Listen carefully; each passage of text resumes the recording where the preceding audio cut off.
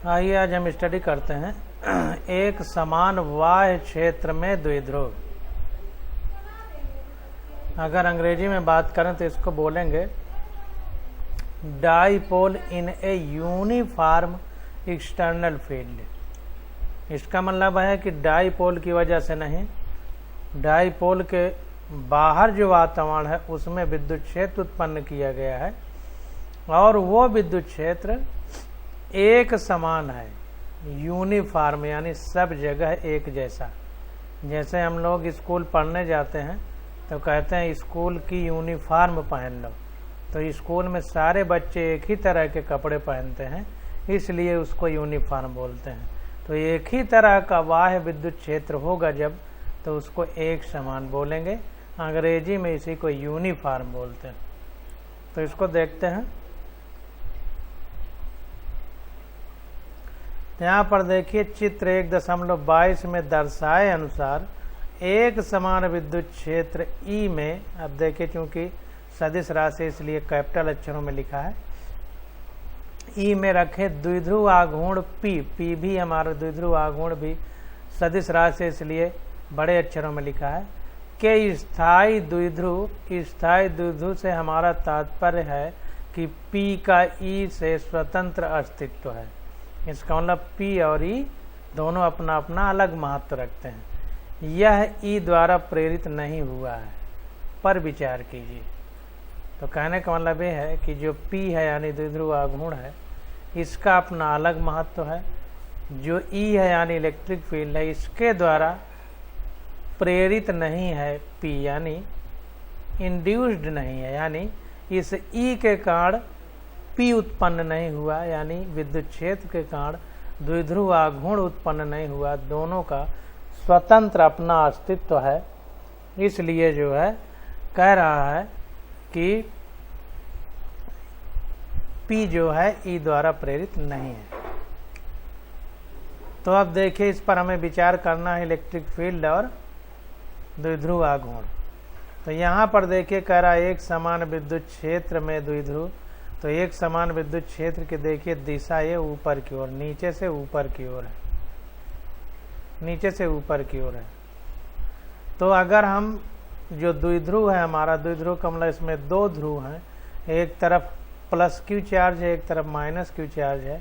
तो जाहिर सी बात है कि जो हमारा धन आवेश होता है तो वह विद्युत क्षेत्र की दिशा में गति करता है। इसलिए विद्युत क्षेत्र की दिशा ये है, तो जो प्लस क्यू चार्ज है उसकी भी दिशा इधर को है, यानी विद्युत क्षेत्र की दिशा में गति करेगा और जिस बल के कारण गति करेगा उस बल का नाम है क्यू ई, क्योंकि हम लोग पढ़ चुके हैं F = QE।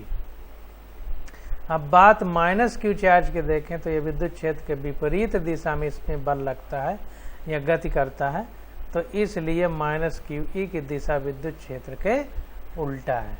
अब द्विध्रुव के बीच की दूरी, जो दो आवेश होते हैं उनके बीच की दूरी 2a होती है। तो अगर हम मध्य बिंदु से देखें तो एक आवेश की दूरी a हो जाएगी। अब देखिए जब इसमें इधर को बल लगेगा और इसमें इधर को बल लगेगा तो ये इस प्रकार से एंटी क्लॉकवाइज डायरेक्शन में घूमेगी। तो एंटी क्लॉकवाइज डायरेक्शन में घूमेगी, इसलिए देखिए घूमने का निशान इस तरह से बनाया गया है कि ये इस प्रकार घूमेगी घड़ी के चलने की विपरीत दिशा में। घड़ी की सुई ऐसे ऐसे चलती है, तो ये इस तरह से घूमेगी, इसको घड़ी के चलने की विपरीत दिशा या अंग्रेजी में एंटी क्लॉकवाइज बोलते हैं। तो जाहिर सी बात है कि ये एक कोई लाइन खींची गई है और इस लाइन से ये कोण जो घूमने का है वो थीटा बताया जा रहा है। तो अब देखते हैं, इसको अध्ययन करते हैं। तो कह रहा है यहाँ आवेश Q पर QE तथा माइनस Q पर माइनस QE बल लग रहे हैं। चूंकि E एक समान है यानी विद्युत क्षेत्र एक समान है, अतः द्विध्रुव पर नेट बल शून्य है।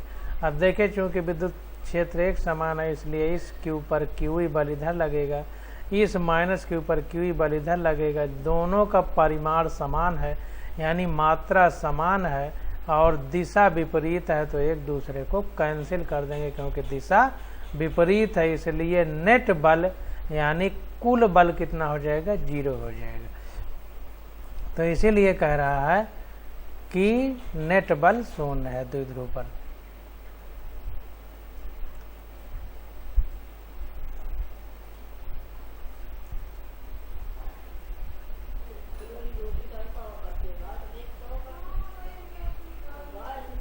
अब देखिए नेट बल तो शून्य है, लेकिन नेट बल आघूर्ण शून्य नहीं है, इसको ध्यान दीजिए। नेट बल कहना और बल आघूर्ण कहना दोनों अलग बातें हैं। चूंकि मूल बिंदु जो है मध्य बिंदु, उससे ए दूरी पर ये माइनस क्यू है और ए दूरी पर ये प्लस क्यू है, तो चूंकि केंद्र मध्य बिंदु से दूरी पर बल लग रहे हैं, इसलिए कह रहा है कि परंतु आवेशों में पृथक्कन है, यानी आवेश एक दूसरे से पृथक है, यानी कुछ दूर पर है, अतः बल भिन्न बिंदु पर लग रहे हैं, अलग अलग बिंदुओं पर, एक बल यहाँ पर एक बल यहाँ पर, जिसके परिणाम स्वरूप द्विध्रुव पर बलाघूर्ण कार्य करता है। तो बल तो शून्य है क्योंकि दिशाएं विपरीत हैं और मात्रा यानी मैग्नीट्यूड या परिमाण बराबर है बलों का, इसलिए बल शून्य हो गए। लेकिन चूंकि बल अलग अलग बिंदु पर लग रहे हैं, इसलिए बल आघूर्ण कार्य करता है। अब नेट बल शून्य है तो बल आघूर्ण बल युग्म मूल बिंदु पर निर्भर नहीं होता है।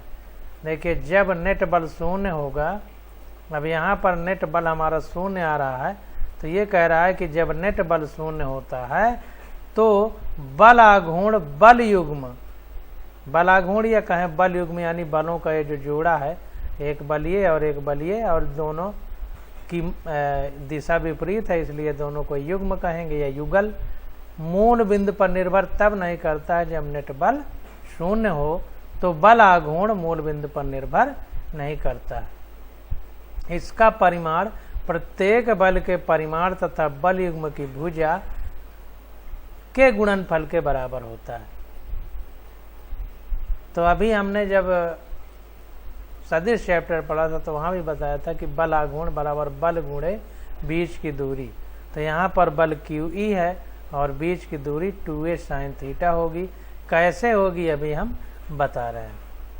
तो वही कह रहा है कि इसका परिमाण प्रत्येक बल के परिमाण तथा बल युग्म की भुजा।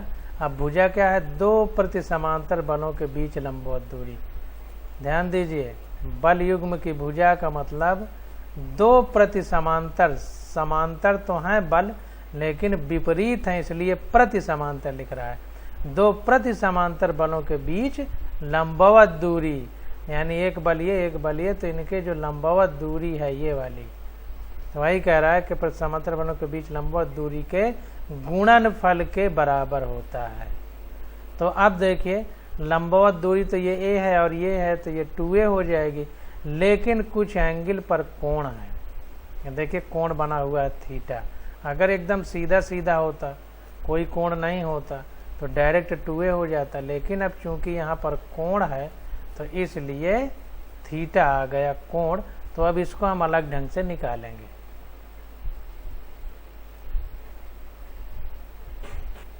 अब देखिए, अगर हम इसमें एक सीधी लाइन खींच दें, यहाँ पर सीधी लाइन, तो ये सीधी लाइन हो जाएगी हमारी। तो ये जो कोण है, यहाँ से कोण लिया गया है, ये इस रेखा से 90 डिग्री से कोण लिया गया है, तो ये कोण हमारा थीटा हो जाएगा। तो ये जब थीटा हो जाएगा तो हमने पढ़ा है पास में कास सामने साइन बताते हैं। तो ये जो थीटा है, तो थीटा के पास वाली भुजा ये है, तो ये कास थीटा के हिसाब में चली जाएगी, और ये जो हमारी भुजा है ये वाली, ये साइन थीटा के हिसाब में चली जाएगी। तो अब चूंकि ये पूरी भुजा 2a है, तो ये दोनों बलों के बीच की दूरी, एक बल ये लग रहा है एक बल, तो ये 2a साइन थीटा हो जाएगी, क्योंकि दूरी 2a है। तो इसलिए बल गुणे बीच की दूरी, तो बीच की दूरी अगर ये लंबवत होते तो 2a होती, लेकिन कुछ एंगल पर घूम गया है तो 2a साइन थीटा हो गई, क्योंकि कास वाला टर्म इधर जा रहा है, तो पूरी लंबाई ली जाए तो ये 2a कास थीटा हो जाएगा और ये 2a साइन थीटा हो जाएगा। फिर से समझिए, हमने बताया था कि कोई अगर कोण हो, फिर से समझ लीजिए, मान लीजिए ये चीज़ है 90 डिग्री पर हम लोग ये बात लिखते हैं। तो मान लीजिए ये चीज़ है, इस तरह बना हुआ है, इस तरह बना हुआ है। लाइन को अगर आगे बढ़ा दें, ये कोण इस तरह बना हुआ है। अब ये अगर थीटा होता, इसको अगर हम थीटा मान लेंगे तो ये कास थीटा हो जाएगा। पास में कास, थीटा के साथ वाली भुजा कास लिखा जाएगा और ये वाली भुजा को साइन थीटा लिखेंगे। अब अगर हम इसको इस प्रकार से बना के लिखें, अब ये हो जाए इस तरह और ये थीटा हमारा हो जाए, तो थीटा के पास वाली अब ये कास थीटा हो जाएगी, ये साइन थीटा हो जाएगी, साइन थीटा। तो यहाँ पर देखिए ये वाला थीटा हो गया जब ये ठीक सीधा रहेगा, या इसी के हम दो कंपोनेंट बनाएं तो ये 90 डिग्री का कोण बना के ये एक रेखा आ जाएगी, ये एक कोण हो जाएगा ये वाला। लेकिन ये कोण दिया है तो इस कोण के साथ ये थीटा जाएगा। अब ये कोण जो बचा दूर वाला, इसके साथ साइन थीटा जाएगा, इसके साथ कास थीटा, इसके साथ साइन थीटा। जैसे यहाँ पर है, इसके साथ कास थीटा, इसके साथ साइन थीटा। अगर ये कोण होता तो इसके साथ कास थीटा, इसके साथ साइन थीटा जाता। तो इसलिए QA into 2A sine theta हो गया। तो बल आघूर्ण का परिमाण हो गया QE इंटू 2 साइन थीटा बराबर 2QAE साइन थीटा। तो ये हमारा बल आघूर्ण का फार्मूला निकल के आ गया। अब आगे देखते हैं, कह रहा है इसकी दिशा कागज के तल के अभिलंबवत इससे बाहर की ओर है। अब देखिए यहाँ पर समझने की बात है, जो ये पॉइंट इसने लिख दिया कि इसकी दिशा कागज के तल के अभिलंबवत है। तो इसको ध्यान रखिए कि कैसे हम समझेंगे। PE साइन थीटा है तो P क्रॉस E होता है, तो P क्रॉस E का मतलब साइन थीटा है। तो ये जो इस तरह एंटी क्लॉकवाइज घूम रहा है, तो इसको इस तरह याद रखिए कि जैसे बोल्ट इस तरह अगर हम घड़ी की सुई के उल्टे दिशा में खोलते हैं तो बोल्ट हमारा बाहर की ओर निकलता है। तो अगर ये पेज है हमारा, इसमें कोई बोल्ट कसा हो तो हमारी तरफ निकलेगा जब इसको घड़ी की विपरीत दिशा में घुमाएंगे। तो इसलिए जो बल आघूर्ण है वो हमारे ये जो कागज का पृष्ठ है इससे लंबवत हमारी तरफ होगा। इस तरह से इसको याद करिए। अगर ये इस तरह घूमता तो कागज के तल के लंबवत अंदर की ओर होता, क्योंकि अगर ऐसे ऐसे करेंगे तो कील अंदर को घुसती है चूड़ी उसकी। तो इस तरह से याद रखेंगे तो बहुत आसानी से ये चीज याद रहेगी। P क्रॉस E का परिमाण भी P साइन थीटा है तथा इसकी दिशा कागज के पृष्ठ के अभिलंबवत बाहर की ओर है, अतः tau equal to P cross E। तो इसको भी ध्यान दीजिए कि P क्रॉस E का भी परिमाण यही होता है। ये जो सदिश वाला चैप्टर है उसमें सारी चीज़ें पढ़ाई गई हैं, और नहीं पढ़ाई गई होंगी तो आगे वाले चैप्टर में हमारे आएंगी। तो इसको बॉक्स में ऐसे बंद कर लीजिए। तो tau equal to P cross E, ये भी एक हमारा फार्मूला निकल करके आ गया। अब आगे देखते हैं।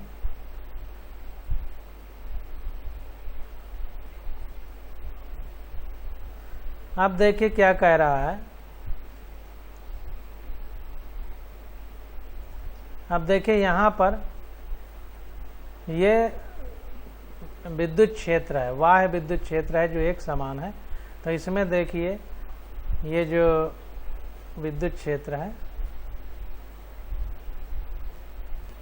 तो विद्युत क्षेत्र जो होता है उसमें जो धन आवेश होता है विद्युत क्षेत्र की दिशा में उस पर बल लगता है, और जो ऋण आवेश होता है उसमें विद्युत क्षेत्र की विपरीत दिशा में बल लगता है। ऐसा होता क्यों है? क्योंकि जो विद्युत बल होता है ये जैसे E की दिशा इधर है तो इधर प्लस मानिए और इधर माइनस मानिए। तो प्लस से माइनस की ओर विद्युत क्षेत्र की दिशा होती है। जाहिर सी बात है कि धन आवेश है तो धन धन से प्रतिकर्षित होगा, तो इसलिए दिशा इधर को है, और ऋण ऋण से प्रतिकर्षित होगा इसलिए इसकी दिशा इधर है। तो धन से ऋण की ओर जो है विद्युत क्षेत्र की दिशा होती है, और जो द्विध्रुव आघूर्ण है उसकी दिशा -q से +q की ओर होती है। तो ये देखिए P की दिशा इधर बना दी गई है। अब नेट बल की दिशा, तो नेट बल की दिशा जो है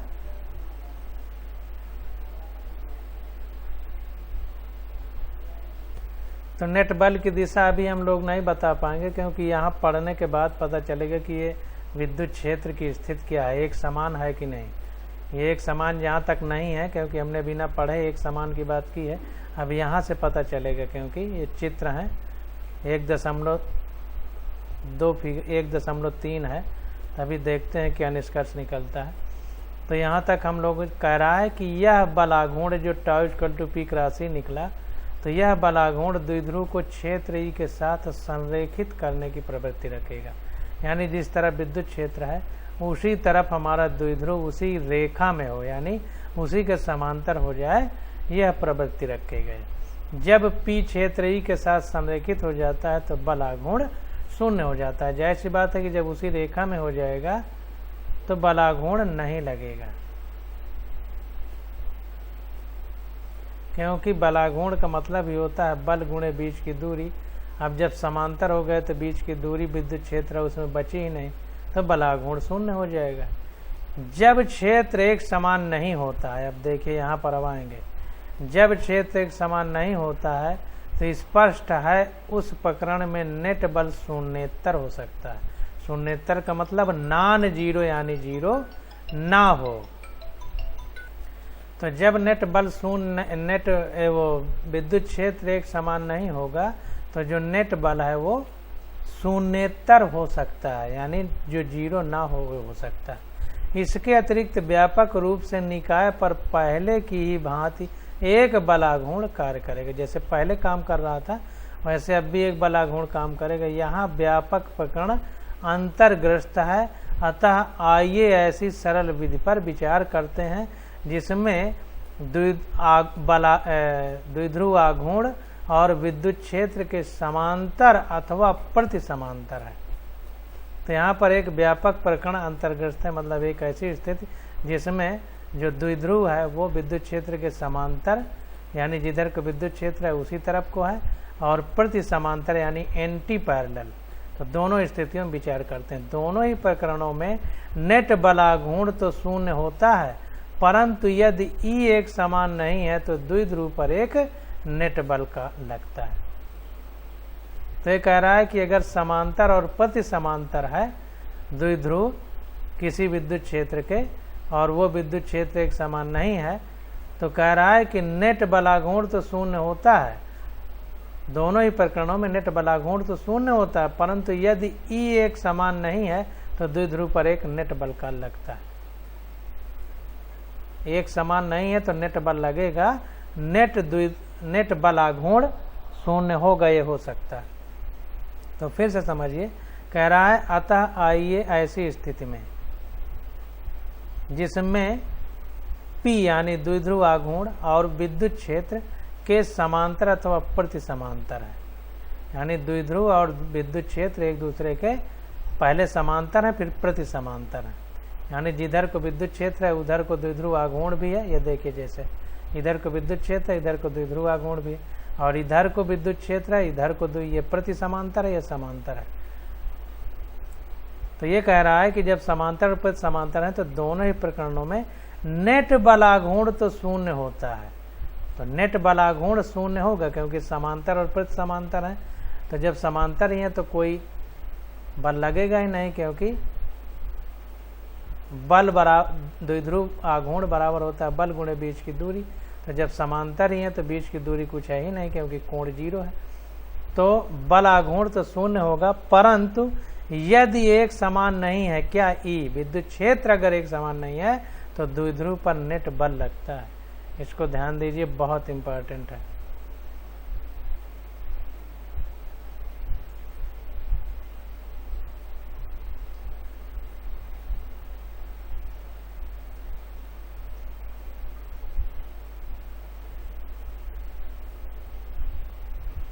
चित्र 1.23 जो यहाँ दिया गया है स्वतः स्पष्टीकरण करता है। इसे आसानी से देखा जा सकता है कि जब P यानी द्विध्रुव आघूर्ण क्षेत्र E यानी विद्युत क्षेत्र के समांतर है, तो द्विध्रुव पर बढ़ते क्षेत्र की दिशा में एक नेट बल कार्य करता है। यहाँ पर देखिए विद्युत क्षेत्र इधर को बढ़ रहा है और द्विध्रुव आघूर्ण भी इधर को ही है, तो कह रहा है नेट बल की दिशा किधर होगी, इधर को। बढ़ते विद्युत क्षेत्र की यही दिशा है, तो ये विद्युत क्षेत्र एक समान नहीं है, तो द्विध्रुव आघूर्ण तो शून्य है क्योंकि ये समांतर है विद्युत क्षेत्र द्विध्रुव आघूर्ण के। तो द्विध्रुव आघूर्ण के जब समांतर है तो कोई कोण नहीं बनेगा, यानी दूरी नहीं होगी, तो विद्युत क्षेत्र द्विध्रुव आघूर्ण शून्य है, लेकिन बढ़ते विद्युत क्षेत्र की दिशा में नेट बल लगता है। ये कह रहा है नेट बल की दिशा इधर।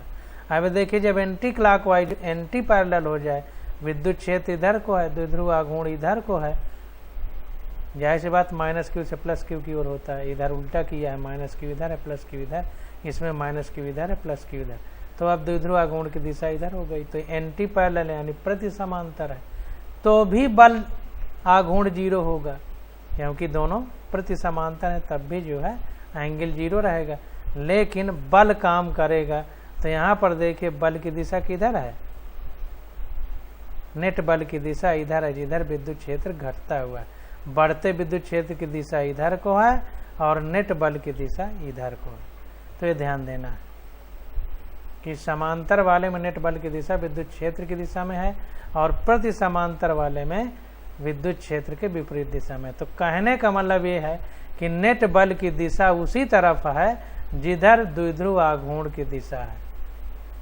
ये -q से +q यानी P की जो दिशा है डाइपोल मोमेंट की, उसी दिशा में बल की दिशा है जब विद्युत क्षेत्र असमान होता है।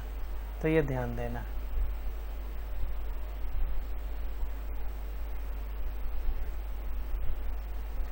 ये देखिए लिख रहा है, कह रहा है द्विध्रुव पर वैद्युत क्षेत्र P क्षेत्र E के समांतर, P क्षेत्र E के प्रति समांतर। मतलब ये समांतर वाला चित्र था, ये प्रति समांतर वाला। अब देखिए चित्र 1.23 स्वतः स्पष्टीकरण करता है। इसे आसानी से देखा भी जा सकता है कि जब PE के समांतर है तो द्विध्रुव पर बढ़ते क्षेत्र की दिशा में एक नेट बल काम करता है, जब P क्षेत्र E के प्रति समांतर है तो द्विध्रुव पर घटते क्षेत्र की दिशा में एक नेट बल कार्य करता है। व्यापक रूप में बल E के सापेक्ष P के दिग्विन्यास पर निर्भर करता है, यानी जो बल लग रहा है वो E के सापेक्ष P के ओरिएंटेशन यानी स्थिति क्या है द्विध्रुव की के आघूर्ण की, तो उसके ओरिएंटेशन यानी अंतराकाश में उसकी स्थिति पर निर्भर करता है। इससे हमारा ध्यान घर्षण विद्युत के समान प्रेक्षणों पर जाता है। इससे हमारा ध्यान घर्षण विद्युत के समान क्षेत्रों पर जाता है। शुष्क बालों में फेरी गई कंघी कागज के छोटे टुकड़ों को आकर्षित करती है। जैसा कि हम जानते हैं कि कंघी घर्षण द्वारा आवेश अर्जित करती है, पीछे पढ़ चुके हैं, परंतु कागज आवेशित नहीं है, तो फिर इस आकर्षण बल का स्पष्टीकरण कैसे करें। भाई कंघी को हमने अपने बालों में घर्षण किया तो जाहिर सी बात है कि इलेक्ट्रॉन का बालों और कंघी के बीच आदान प्रदान हुआ तो आवेश उत्पन्न हुआ, लेकिन फिर कागज जो आवेशित नहीं है उसमें कैसे आकर्षण आया।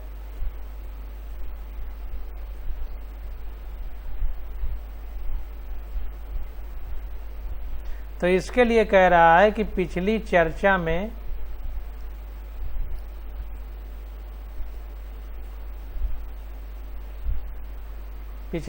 में जाकर या पाकर हम कह सकते हैं कि आवेशित कंघी कागज के टुकड़ों को ध्रुवित कर देती है। ऐसा क्यों होता है? क्योंकि इंड्यूस्ड इफेक्ट, इंड्यूस यानी प्रेरण के कारण कागज में अपोजिट यानी विपरीत चार्ज उत्पन्न कर देता है। यानी अगर कंघी में माइनस है तो कागज में प्लस आ जाता है, यानी दो ध्रुव बन जाते हैं। तो इसीलिए कह रहा है कि कंघी कागज के टुकड़ों को ध्रुवित कर देती है, अर्थात कागज के टुकड़ों में क्षेत्र की दिशा में नेट द्विध्रुव आघूर्ण प्रेरित कर देती है। इसके अतिरिक्त कंघी के कारण विद्युत क्षेत्र एक समान नहीं है। तो जाहिर सी बात है, कितनी गणित की बात है कि द्विध्रुव उत्पन्न हो जाता है कागज में और कागज के टुकड़ों में क्षेत्र की दिशा में नेट द्विध्रुव आघूर्ण प्रेरित हो जाता है, क्षेत्र की दिशा में। इसके अतिरिक्त कंघी के कारण द्विध्रुव विद्युत क्षेत्र एक समान नहीं। भाई एक समान अगर होता तो अपने ही जगह पे कागज घूमता, आकर्षित नहीं होता कंघी की तरफ, जबकि बल लग रहा है कंघी पर कागज के टुकड़ों में, इसका मतलब विद्युत क्षेत्र एक समान नहीं है, तभी बल से दूसरी जगह जा पा रहा है। इस असमान क्षेत्र के कारण द्विध्रुव पर एक नेट बल कार्यकृत हो जाता है। इस स्थिति में है आसानी से देखा जा सकता है कि कागज के टुकड़े कंघी की दिशा में गति करते हैं। तो इसका कारण ये हो जाता है। अब आगे आ जाता है हमारा सतत आवेश वितरण। तो अब एक एक चीज़ को द्विध्रुव आघूर्ण खत्म हुआ, एक एक चीज़ को लेके चलेंगे, अच्छे से समझ में आएगा। तो आज का लेक्चर यहीं तक। अब सतत आवेश वितरण अगले लेक्चर में स्टडी करेंगे।